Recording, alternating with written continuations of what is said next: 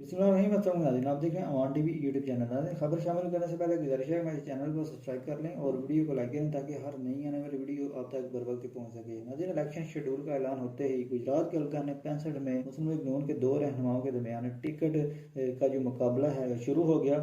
चौधरी जाफर इकबाल और चौधरी नसीर अब्बास सिद्धू के दरमियान चौधरी जाफर इकबाल ने अन्य 65 से कागजात नामजदगी जमा करवाए। चौधरी नसीर अब्बास सिद्धू ने भी कागजात नामजदगी जमा करवाए। 24 तारीख आखिरी जो है वो मुकर्रर की गई थी, जबकि हैरान कुन तौर पर आखिरी तारीख को जो है वो चौधरी नसीर अब्बास सिद्धू की जानिब से हल्का पीपी 33 सूबाई असम्बली की नशिस्त पर भी कागजात नामजदगी जमा करवा दिए गए हैं।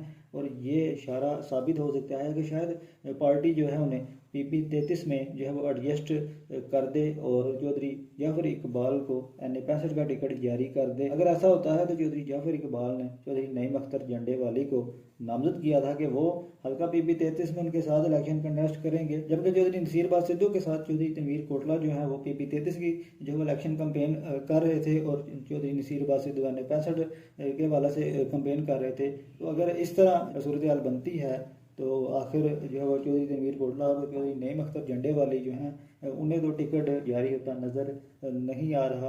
आपके ख्याल में किस उम्मीदवार को टिकट जारी किया जाएगा हल्का पीपी 33 से और NA-65 से? कमेंट बॉक्स में अपनी राय से ज़रूर आगाह करें। अगली वीडियो तक के लिए दीजिए इजाज़त। अल्लाह हाफ़िज़।